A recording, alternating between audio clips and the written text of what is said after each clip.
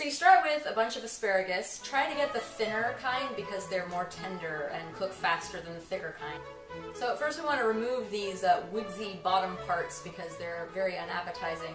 So you just take the asparagus and start to bend it, and wherever it snaps off, that's pretty much the bad part. This is the good part. So once the unappetizing bits have been removed from your asparagus, it's time to cut each asparagus into thirds, roughly. And your first cut is going to be basically like the leaf part of the asparagus. That guy. And hi, Arnie! And you're going to cut the remaining sticks in half. This was on sale! So I have to cook it up really quickly before it goes bad. So I'm going to cut these bacon strips also into about thirds.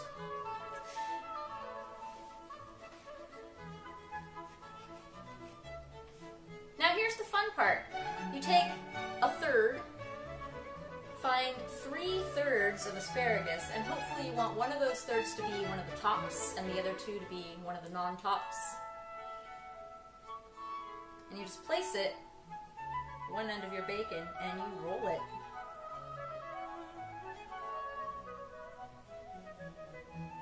I find the best way to secure this is with a toothpick.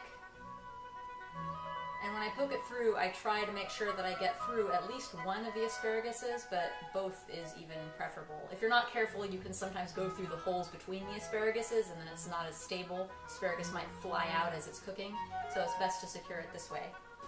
And that was all the asparagus. It's normally I don't like to crowd a pan, but we're going to cook these low and slow to render out that bacon fat slowly and to gently steam the asparagus. So a crowded pan is okay in this case. And we also had some leftover bacon, which I will take care of tomorrow morning for breakfast.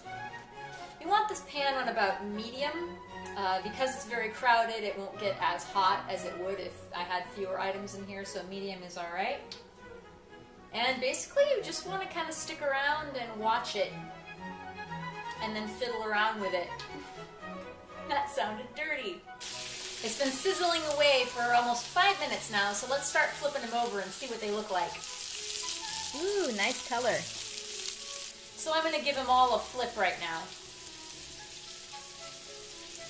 If you're brave like I am, you can just reach in and flip them by their toothpicks. But if you don't particularly feel like burning your fingers, you can use chopsticks or a fork instead.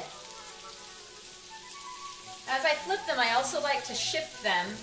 The ones that were in the center of the pan are obviously going to get more contact with the heat, so I'm going to move those to the outside, and the outside pieces to the center.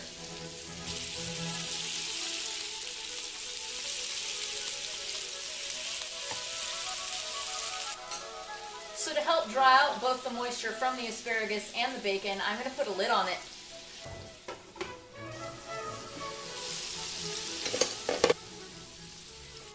The asparagus has gotten tender, just barely on the verge of doneness, so I've removed the lid and I'm going to start to really crisp up this bacon.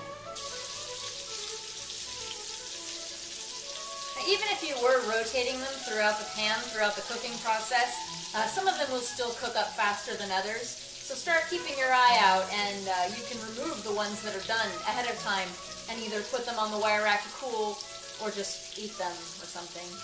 A couple minutes later, I'm already starting to find some done ones here and there. As tempting as it is to just stick it directly into your mouth, don't. They're really hot. It's been about 5 minutes since I pulled out that first done bacon. I declare the rest of these done. So I'm turning off the heat and I'm going to take them out of a pan to drain. Now you can behold their delicious, crispy, bacony, asparagus-y goodness.